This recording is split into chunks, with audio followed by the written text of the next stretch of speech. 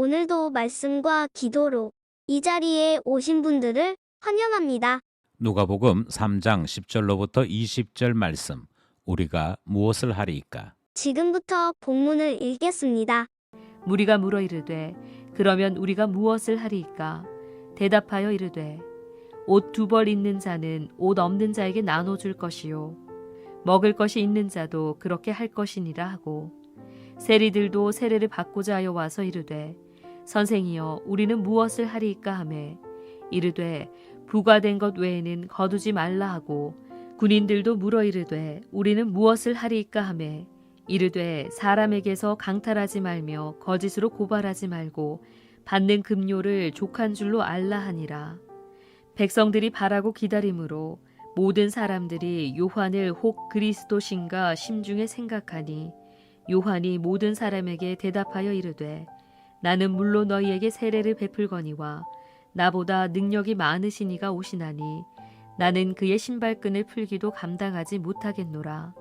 그는 성령과 불로 너희에게 세례를 베푸실 것이요 손에 키를 들고 자기의 타작마당을 정하게 하사 알곡은 모아 곡간에 들이고 쭉정이는 꺼지지 않는 불에 태우시리라.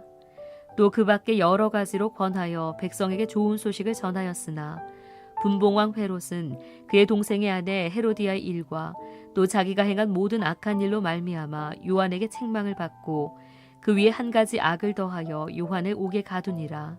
본문 해석입니다. 오늘 본문은 세 개의 내용을 담고 있습니다. 먼저 세례 요한이 회개에 합당한 삶이 무엇인가를 각각의 직분을 따라서 가르치는 내용이 등장을 하지요. 그리고 두 번째로는 자신의 사역과 그리스도의 사역이 어떻게 대비되는지, 그래서 그리스도의 탁월한 사역이 무엇인지에 대해 소개하는 말씀이 오늘 본문에 있습니다.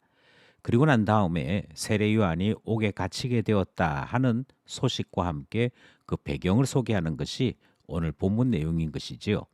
우리는 오늘 본문을 통해서 회개는 구체적인 삶이고 우리의 행동을 통해서 우리의 삶의 표현을 통해서 드러내어야 하는 것인 것을 배우게 되는 것입니다.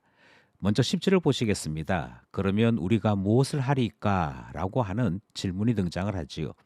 이 질문은 한두 사람이 한 것이 아니라 세례 요한의 설교를 듣고 마음에 찔림이 있었던 모든 사람들이 세례 요한에게 질문한 것입니다.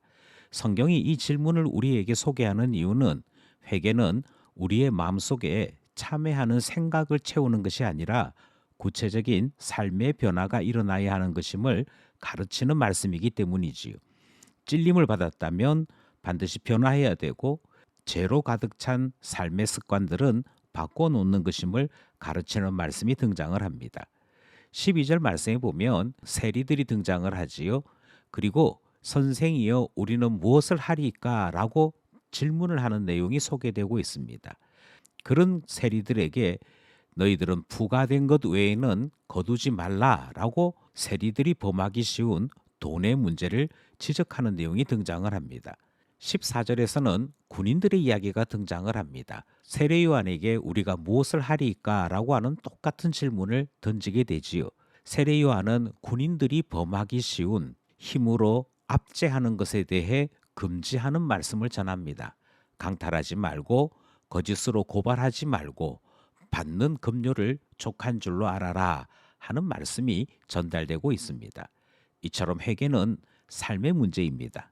내가 속한 세상 속에서의 나의 삶은 세상을 닮아가고 있는지 아니면 우리를 거룩하게 인도하시는 성령을 따라 정결한 삶이 우리 가운데 나타나고 있는지를 우리는 점검하게 되는 것이지요. 이처럼 세례 요한의 회개의 메시지는 대단한 파급력이 있었습니다.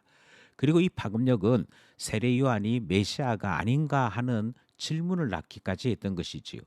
하지만 16절에서 세례 요한은 자신의 사역과 그리스도의 사역은 비교할 수 없을 만큼 큰 차이가 나는 것임을 이렇게 설명하고 있습니다. 세례 요한이 모든 사람에게 대답하여 이르되 나는 물로 너희에게 세례를 베풀거니와 나보다 능력이 많으신 이가 오나니 그는 성령과 불로 너희에게 세례를 베푸실 것이다. 이 불과 같은 성령으로 우리에게 임하시는 메시아이신 것을 세례 요한이 소개하고 있지요.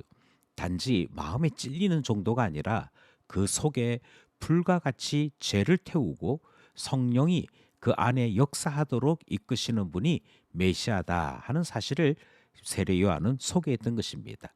바로 이 점 때문에 세례 요한과 예수님의 사역은 비교할 수 없는 차이가 있었던 것이지요.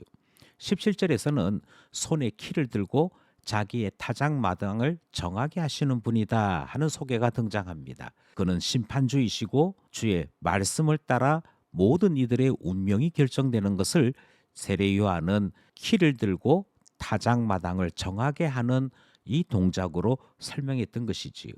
예수 그리스도는 모든 권세의 주가 되시는 것을 우리는 세례 요한의 설명을 통해 확인하게 되는 것입니다. 이처럼 세례 요한은 예수님보다 앞서 그의 길을 예비하면서 우리에게 오신 이가 메시아시다. 그에게 권세가 있고 그에게 심판이 있음을 경고하였고 전하였던 것을 보게 되어집니다. 이제 본문은 세례 요한의 역사에 대해 소개하고 있는데요. 분봉왕 헤롯이 등장을 하고 있고 그 분봉왕 헤롯은 세례 요한으로부터 지적을 받았을 때 도리어 그를 옥에 가두고 말았더라 하는 사실을 소개하고 있습니다. 여기에 분봉왕 하는 것은 왕은 아닌데 왕과 같은 위치와 권한을 인정해 준 그런 정도의 왕을 분봉왕이라고 부릅니다. 총독에 가깝습니다. 단지 왕으로서 세습이 가능하도록 그리고 로마가 자치적인 독립을 허용해 주는 그런 형태로서 인정을 했던 것이지요. 아무튼 분봉왕 헤롯은 세례 요한으로부터 지적을 받게 되었을 때 마치 자기 자신의 위치가 흔들리는 것 같은 불안함을 느꼈던 것이지요. 정치적으로는 로마의 옹호를 받고 있지만 도덕적 지위나 종교적 지위가 흔들리는 것에 대한 두려움이 있었기에 세례 요한에 대해 엄하게 형벌을 가했던 모습을 보게 되는 것입니다. 19절 말씀에 보면 분봉왕 헤롯은 그의 동생의 아내 헤로디아의 일, 또 자기가 행한 모든 악한 일, 그 일 때문에 책망받았다라고 소개하고 있기 때문이지요. 잘못한 것도 심각한 문제이지만 잘못을 했을 때 지적을 통해 회개하고 변화되는 것을 추구하지 아니한 채 도리어 자기 자신을 책망하는 선지자를 옥에 가두었던 것은 그가 하나님의 사람이 아니다 하는 점을 스스로 드러내는 행동이 되었던 것입니다. 우리는 이 말씀을 통해 우리의 행동, 우리의 말을 통해 우리가 어떤 사람인지를 드러내고 있음을 확인할 수 있는 것이고요. 20절은 그가 범한 죄 위에 세례 요한을 가두는 일을 행함으로 한 가지 악을 더하였다 하는 말씀을 살펴볼 수 있게 되는 것이지요. 우리는 본문 말씀을 들으면서 하나님께서 나에게 회개하라 하실 때 여기에 등장했던 사람들과 같이 우리가 무엇을 하리일까라는 질문을 하는지, 아니면 분봉왕 헤롯과 같이 그것에 대하여 덮으려고 하거나 세례 요한을 옥에 가두려고 하는 그런 행동은 하지 않았는지 살펴보게 되는 것입니다. 참 신자는 회개하는 자이고 회개는 반드시 행동으로 나타나게 되어 있다.